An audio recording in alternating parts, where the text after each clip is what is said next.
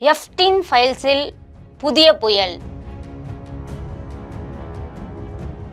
அடுத்தடுத்து சிக்கிய முக்கிய உலக பிரமுகர்கள். பின்னணி என்ன?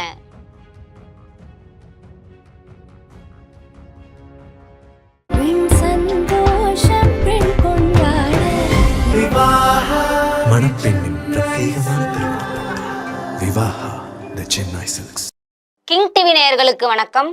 பொதுவாக எஃப்டிஎன் ஃபைல்ஸ் ரிலீஸ் ஆகி நிறைய உலக நாடுகளில் இருக்கக்கூடிய பெரிய பெரிய அதிபர்களோட பெயரே அடிபட்டுச்சு. ரீசெண்டாக நம்ம இந்திய பிரதமர் மோடி அவர்களோட பெயர் கூட அடிபட்டுருந்துச்சு. அடுத்ததா புட்டின் அவர்களோட பெயர் இடம்பெற்றிருக்கு அப்படின்னு சொல்லிட்டு புதிய புயல் ஒன்று கிளம்புச்சு. அதில் எஃப்டீன் ஃபைல்ஸில் 1005 முறை புட்டினோட பெயர் இடம்பெற்றிருக்கு அப்படின்னு சொல்லியிருந்தாங்க. அது மட்டும் இல்லாமல் சாத்தான் வழிபாடு இருந்துச்சு அப்படின்னும் சொல்லிட்டு இருந்தாங்க. அது எல்லாமே வதந்தி தான்ப்பா, இன்னமுமா அந்த ஃபைல்ஸ் எல்லாமே நம்பிட்டு இருக்காங்க அப்படின்னு ஒரு சைடு இருந்தாலும், புட்டினும் எஃப்ஸ்டீனும் இது வரைக்கும் சந்திக்கவே இல்லை அப்படின்றத அந்த ஃபைல்ஸ்லேயே இடம் பெற்றிருந்ததா ஒரு தகவல் இருக்கு. அது மட்டும் இல்லாம ரஷ்ய அதிபர் என்ன சொல்றாருன்னா, இதை பத்திலாம் எனக்கு கவலையே இல்லை, அதாவது மடியில கனம் இருந்தாதான் வழியில பயம் இருக்கும் அப்படின்னு சொல்லுவாங்க. எங்க மேல தப்பே இல்லப்பா, அப்ப நாங்க ஏன் பயப்படணும் அப்படின்னு சொல்லிட்டு புட்டின் அவர்கள் கெத்தா சுத்திட்டு இருக்காரு.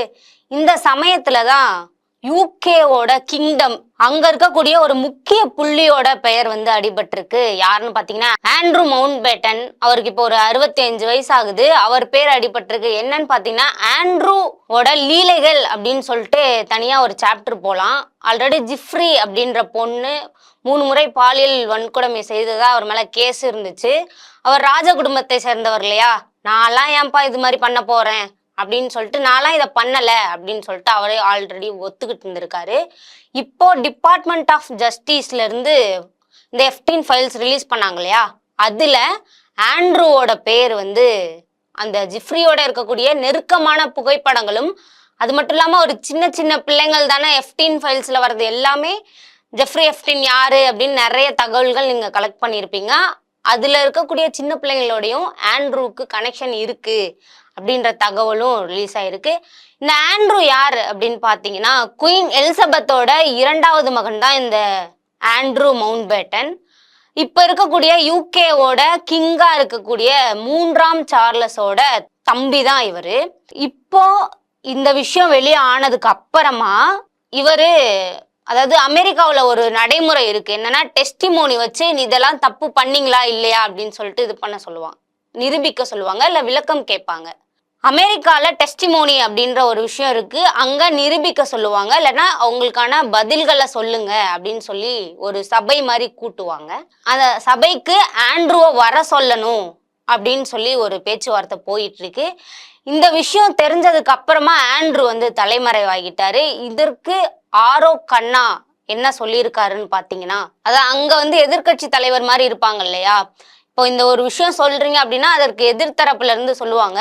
ஆரோ கண்ணா என்ன சொல்லியிருக்காருன்னா, நீங்க ஒரு ராஜ பரம்பரையில இருந்து வந்திருக்கீங்க, நீங்க சுத்தமானவரு அப்படின்னு சொல்லி நிரூபிங்க, ஆண்ட்ரூ மேல இருக்கக்கூடிய குற்றச்சாட்டுகள் எல்லாத்தையுமே நீங்க விளக்கம் கொடுத்தே ஆகணும் அப்படின்னு சொல்லியிருக்காரு. இன்கேஸ் அவர் மேல இருக்க குற்றச்சாட்டு உண்மையா இருந்துச்சு அப்படின்னா, நீங்க ஒரு ஃபினான்சியலா வெல் செட்டில்டா தான் இருக்கீங்க, பாதிக்கப்பட்ட குடும்பத்துக்கு வந்து காம்பன்சேஷன் அமௌண்ட் மாதிரி கொடுத்துருங்க அப்படின்னு அவர் தரப்பு சைடில் சொல்லிட்டு இருக்காங்க. அண்ட் இதுல முக்கிய புள்ளி, எங்க சுத்தினாலும் உலக நாடுகள் ஆண்ட வர்க்கத்திலிருந்து ஒரே ஒரு புள்ளி கிட்ட போய் நிற்கும் இல்லையா, யாருன்னு பார்த்தீங்கன்னா நம்ம அமெரிக்க அதிபர் டொனால்ட் ட்ரம்ப். அவரோட முக்கிய புள்ளி, அதாவது லெஃப்ட் ஹேண்டு, அவர் தான் எல்லாமே. அவருக்கு அடித்தளம் விட்டதுல இருந்து எப்படி ஆட்சி செய்யணும் வரையும் இவர் கொடுக்குற யோசனையில தான் எல்லாமே நடந்துட்டு இருக்கு அப்படின்னு சொல்லுவாங்க. யாருன்னு பாத்தீங்கன்னா ஹாவர்ட் லூட்னிக் தான். ஹாவர்ட் லூட்னிக் யாருன்னு பாத்தீங்கன்னா, இப்ப கொஞ்ச நாளைக்கு முன்னாடி அமெரிக்காவும் இந்தியாவும் வர்த்தக ஒப்பந்தம் போடவே இல்லை, என்ன பிரச்சனை, அமெரிக்கா ஒரு சைடு வரி விதிப்பு எடுத்துக்கிட்டே இருந்துச்சு, நம்ம மோடி அதை கண்டுக்கிற மாதிரியே இல்லை, இப்போ வந்து மோடி அவர்கள் போய் பேசினாரு, அதுக்கப்புறம் அந்த வரியை குறைச்சிட்டாங்க அப்படின்னு சொன்னாங்க. இந்த வணிக ஒப்பந்தம் போடாததுக்கு காரணம் என்ன அப்படின்னு சொல்லிட்டு கொஞ்ச நாளைக்கு முன்னாடி ஹாவர்ட் லூட்னிக் கிட்ட ஒரு பாட்காஸ்ட்ல வந்து கேட்குறாங்க. அப்போ லூட்னிக் என்ன சொல்றாருன்னா, ட்ரம்ப் கிட்ட மோடி அவர்கள் கால் பண்ணி பேசவே இல்லை, பேசியிருந்தாரு அப்படின்னா இந்த ஒப்பந்தம் வந்து சீக்கிரமாவே முடிஞ்சிருக்கும், இறங்கி வரத்துக்கு மோடி தயாராகவே இல்லை அப்படின்னு சொல்லிட்டு கொஞ்சம் அதுப்பாவே பேசியிருப்பாரு. அதாவது வேர்ல்டு நியூஸ் பார்த்துட்டு இருக்கவங்களுக்கு லூட்னிக் யாருன்னு நல்லாவே தெரியும். ஸோ அந்த மாதிரி பேசிட்டு இருந்தவர் இப்போ இந்த பேர்ல அடிபட்டிருக்கு. டியன்ஸ் ஐலாண்ட் அந்த இடத்துக்கு லூட்னிக் போயிருக்காரு அப்படின்ற தகவல் வந்து அந்த எஃப்டிஎன் ஃபைல்ஸ்ல வந்து வெளியாயிருக்கு. இதுக்கு முன்னாடி வரைக்கும் எஃப்டிஎன் பத்தின கேள்விகளுக்கு லூட்னிக் வந்து பதில் சொல்லாம இருந்தாரு. இப்போ டெஸ்டிமோனி சென்ட்ரல் ஹில் அப்படின்ற இடத்துல கூடியிருக்கு. டெஸ்டிமோனி சென்ட்ரல் ஹில் அப்படின்னா என்னன்னு பாத்தீங்கன்னா, ஒரு கமிஷன் மாதிரி கூட்டி அதுல குற்றவாளிகள்கிட்ட கேள்விதான் கேட்பாங்க. நார்மலா கோர்ட் மாதிரி இருக்காது. கோர்ட்ல வந்து என்னன்னா, யார் குற்றம் பண்ணியிருக்காங்க, அந்த குற்றம் நிரூபிக்கப்பட்டால் அவங்களுக்கான தண்டனை வந்து உடனே கிடைச்சிரும். ஆனா அமெரிக்கால ஒரு குழு மாதிரி ஃபார்ம் பண்ணி அவங்கள்ட்ட என்ன இந்த மாதிரி உங்க மேல குற்றம் சாட்டுகிறாங்களே, என்ன சொல்ல விரும்புறீங்க அப்படின்னு கேட்பாங்க. அவங்க தரப்புல இருந்து கொடுக்குற பதில அதிகாரப்பூர்வ பதிவா எடுத்துப்பாங்க. இது அங்க வேலை செய்யக்கூடிய அதிகாரிகளுக்கு மெயினா வைக்கிறது. இந்தியாவை பொறுத்த வரைக்கும் பாராளுமன்றம் அவையில இது மாதிரி ஒருத்தர் மேல குற்றம் இருந்துச்சு அப்படின்னா அதை நிரூபிக்கிறதுக்காக எம்பிகள் கேள்வி எழுப்புவாங்க. அவங்க சைட்ல இருக்க நியாயத்தை பேசலாம். இதுக்கும் கோர்ட்டுக்கும் சம்மந்தமே இல்லை. அதே மாதிரிதான் அமெரிக்கால கோர்ட்டுக்கும் இதுக்கும் சம்மந்தம் இல்லை. ஜஸ்ட் ஒரு குழு மாதிரி கூட்டி அவர்கிட்ட கேள்வி கேட்கிறாங்க. அப்ப ஆண்ட்ரூ அவர்கள் பதில் சொல்லியிருக்காரு. என்னன்னு பாத்தீங்கன்னா, எப்ஸ்டீன் பத்தி அமைதியா இருந்த லூட்னிக் என்ன சொல்லியிருக்காருன்னு பாத்தீங்கன்னா, நான் எப்ஸ்டீன் தீவுக்கு போனேன், நான் மட்டும் போகல, என் மனைவி 4 குழந்தைங்க, அந்த குழந்தைங்களை பார்த்துக்க கூடிய பாதுகாவலர்களும் கூட வந்திருந்தாங்க, நாங்க ஒரு ஃபேமிலி வெக்கேஷனா தான் அந்த இடத்துக்கு போனோம் அப்படின்னு சொல்லி ஒத்துட்டு இருந்திருக்காரு. I think you understand the root of concern here. It's the way you described very emphatically your first encounter with him in his apartment, said you were disgusted, would never have any contact with him again. Did you in fact make the visit to Jeffrey Epstein's private island? I did have lunch with him as I was on a boat going across on a family vacation. My wife was with me, as were my 4 children and nannies. I had another couple they were there as well with their children, and we had lunch on the island. That is true, for an hour, and we left with all of my children, with my nannies and my wife, all together. We were on family vacation. We were not apart.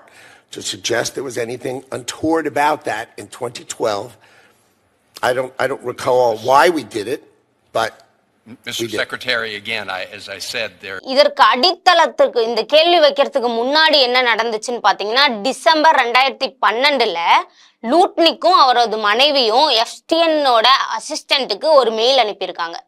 என்னன்னு பாத்தீங்கன்னா, இது மாதிரி நான் உங்களை பாக்குறதுக்கு ரொம்ப ஆர்வமா இருக்கேன், எப்படியாவது நான் உங்களை பார்க்கணும் அப்படின்னு சொல்லி மெயில் அனுப்பிச்சிருக்காங்க.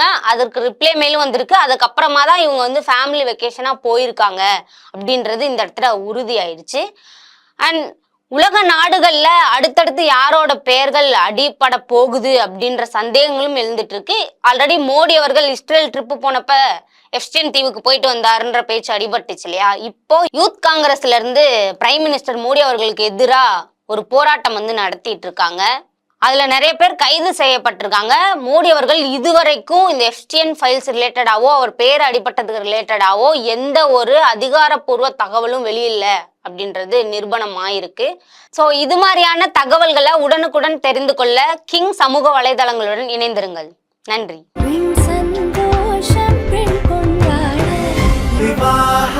மணப்பெண்ணின் பிரத்யேகமான திருமணம் விவாஹா தி சென்னை சில்க்ஸ்.